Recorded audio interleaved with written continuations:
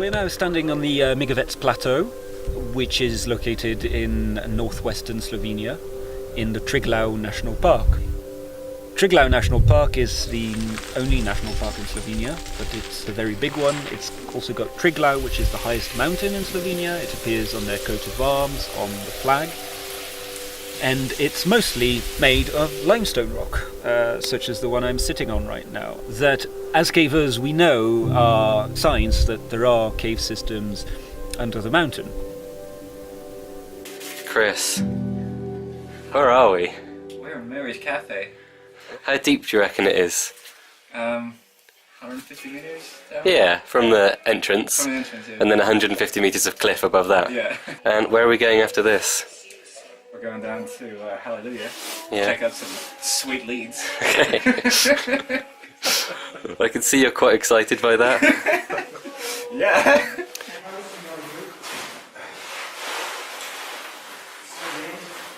Chris, where are we?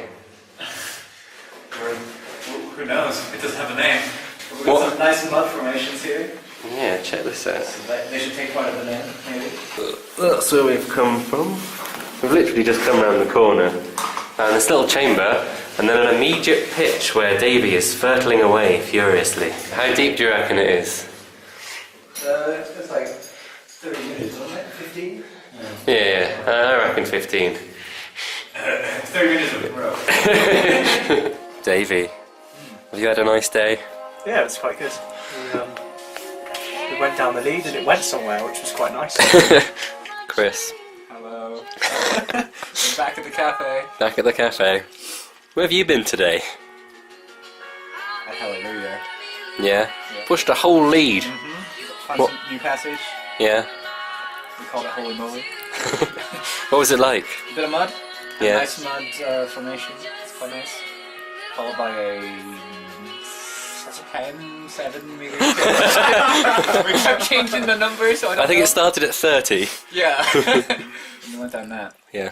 And then that went for a small bit. And then there was a bigger passage, but we're already pushing it for time, so we need to get back. Soon to the surface. So, on my last trip underground, I went to set up the underground camp. So this is to enable us to go deeper than usual. So we have somewhere where we can stay the night and then get up and cave deeper into the system than we'd otherwise be able to go in a single day. So we are here at underground camp. It's taken us about 6 hours to get down here from the surface. There's a fair bit of cave in the way, and we're about 500 meters underground at the moment. The final pitch we had to abseil is this rope here, so we come down from the ceiling and we land right in the middle of camp, which is very, very cozy. This is our tent. This is where we sleep. Inside here we've got 3 sleeping bags, and the tent is built up on a nice platform made out of rocks and mud and scree that we spent some time constructing when we first got here. So the camp is at about 500 meters underground, and it's called the Manger. And this location was selected because there was water, there was very little draft, and there was a flat space. Unfortunately, when we got down there, we found out that the space was not exactly flat. And we had a 4-man tent that we had to set up on this rock ledge that was sloping, and it was very curved. So the first thing we had to do was find a load of mud and scree and rocks and build up a flat platform. So fortunately there was lots of scree and mud around, so we moved everything into position, and we managed to lay out a relatively flat platform. It took about 3 hours of work, and it was pretty exhausting, but by the end of that we could put the tent out and have a good night's sleep. Now camp is very, very cosy. We've got all the comforts of home. Not only have we got the tent with a little lantern and a sound system, we've also got our cooking area over here. So we've got a trangia for cooking the food and a primus for cooking hot drinks. So we have lots of tea, lots of vitaminski, and lots of couscous because we need an awful lot of food to keep us going. There's our food stash there, some gear, and of course all of our caving kit hanging up. At the moment we're in all of these very, very fashionable thermals that stay as underground camp, and that keeps us nice and warm while we're wandering around. Now, a few other things to show you. If you come over here, I'll show you where we get the water from.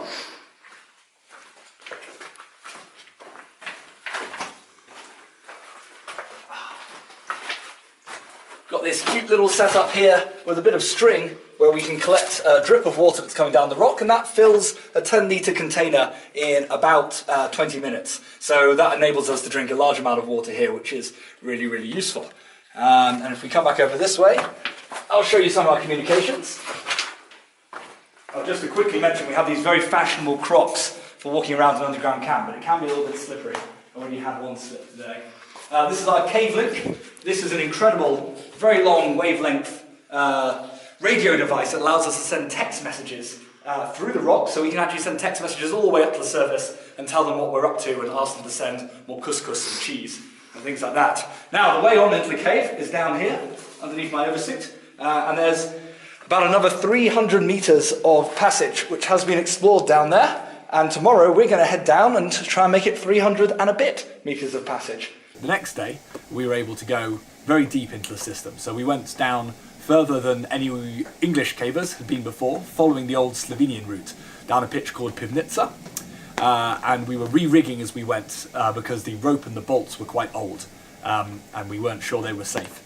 We got down to the bottom of Pivnica and started surveying our way back out of the cave. So once we got back to the camp, we woke up the other campers with tea and with food, as is traditional, and we lured them out of the sleeping bags so that we could rest. So we do a hot bedding system where some people are sleeping and some people are caving all the time, so the camp is constantly in use, which is really nice and sociable, and also means that you get a cup of tea before you actually have to get out of your sleeping bag, which is very good. Mr. Jack, where are we? We're at the start of the cliff abseil to Primadonna. Yeah. It is late, probably about 11 o'clock. We're going down to cave for a good few hours now, and we're going to cave until about 7 AM when we'll wake them up with a cup of tea, and they'll cave and we'll sleep for potentially 12 hours during the day. Up to, yeah. So we're going to be underground for a total of about 3 days, which is a funny thing to think about. So basically, it's Sunday now. Just We're gonna about. drop this cave and come up smiling on Wednesday morning.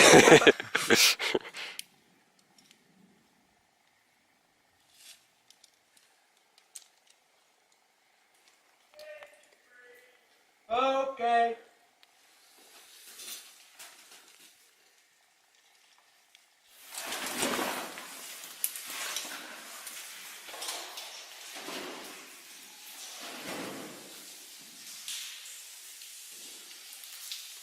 Where are we? We're now in Mary's Calf. Yeah? Yes, it is now 2 AM, probably. I haven't looked at my watch in a while. What is it, Aaron? 6? Oh, wow. 2 hours down. Yeah. Pretty solid. Yeah, so there's a bit of a draft coming. Kind of Mary's Calf is really just a passage. Yeah. So there's quite a strong Quite a draft. large chamber and quite Draft large. comes in there. Draft goes out. Well, there. And Davey Dub suggested that someone could bolt up a tarp on that side to block off the worst of the draft. Hopefully get it a little bit warmer in here. Mr. Jack, where are we? It's a very good question. It hasn't got a name yet. It's a weird bit of passage. Yeah. All the like mud slits. Drop down off the pitch and sit in the bivy bag. I got, I think, about 20 minutes of sleep. Aaron listened to some music. Aaron got his head out, and then Louise said, "It's a goer, boys." And all of a sudden, we're in what, a good few metres of walking passage, 10, 15, maybe more than that. And you're looking pretty cold, Mr. Jack. Is there any reason for that? No, I'm looking pretty cold because there's a massive draft. It's like sitting in a wind tunnel. Howling draft. Howling. Yeah. Just here. Ooh. There's a skeleton. Probably a bat, looking at those long bones. Maybe wings, yeah. Can you get that little skull there as well? Yeah, I think you're right.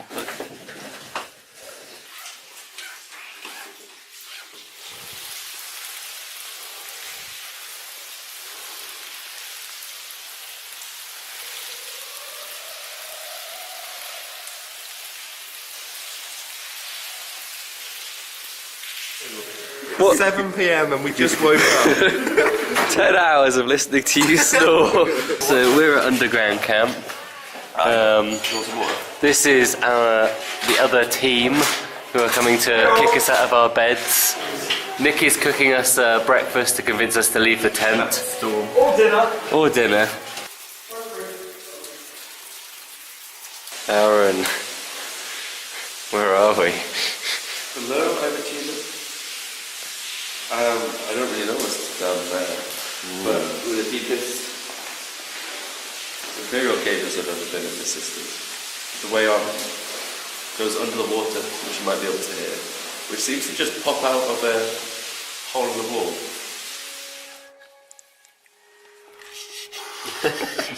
What are you eating there, Aaron?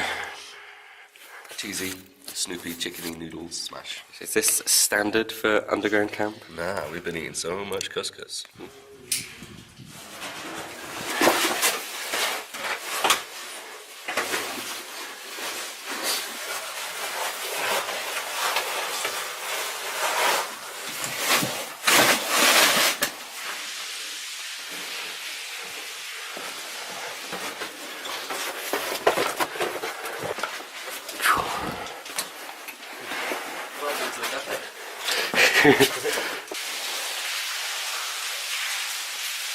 It looks like one big rock, but it's actually lots of little rocks.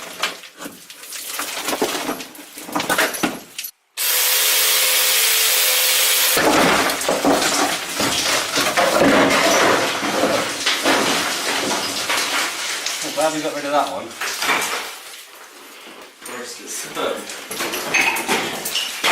The wall is not made of much. No. So Reese, what's the matter? We descended the pitch and we dropped straight into smear zero. So- It's pretty much what we expected, I guess. And now we've got the long journey out. See the surface for the first time in 3 days. So we've just come through Tiger, which is this rather tight bit of passage. We've navigated through maybe 50 metres of crawls or stooping passage with lots of sharp rock around the place. This is the furthest point that Imperial has pushed this year.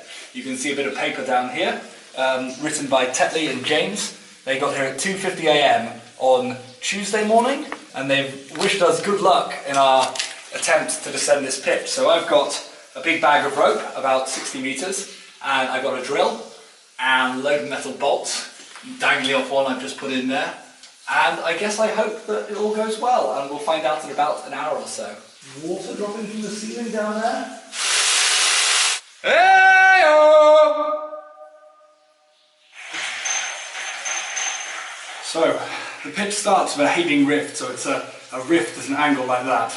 Once you get to the bottom there, there's a deep pool of water with a little wall separating it from the rest of the chamber beyond. So it's like one of those classic swimming pools at hotels where you can float around and not see anything underneath. After that I put some bolts in and started descending, and I can see how big this chamber really is, and it's truly massive. I cannot see the bottom with my light on the brightest setting, and this is a pretty bright light. For comparison, in TTT, which we know is 50 metres deep, I can see the bottom with my light on, so I suspect the chamber may be even larger than that from where I got to. What Tetley and James could see was actually the far wall of the chamber, so we intersect a large sinuous river chasm perpendicularly, so the rift comes down and the chasm's going along like this, and so what they could see was just the far wall. That's nowhere near the true floor. As I got down there, I put in 2 bolts for a Y-hang. As I dropped down, the wall went away from me, so I was suddenly dangling in the middle of nowhere, and I kind of freaked out. So at that point, there's not much point continuing to cave. I know, because I've done this before, you start making pretty stupid decisions. So I've decided to call it a day for now. We've had a pretty epic trip just getting here. I want to be able to make it back out. So I think we might have to leave this for someone with slightly more stomach to come back here and finish the job. But it's an incredible place, so I hope that someone has a chance to see what is down there at the bottom.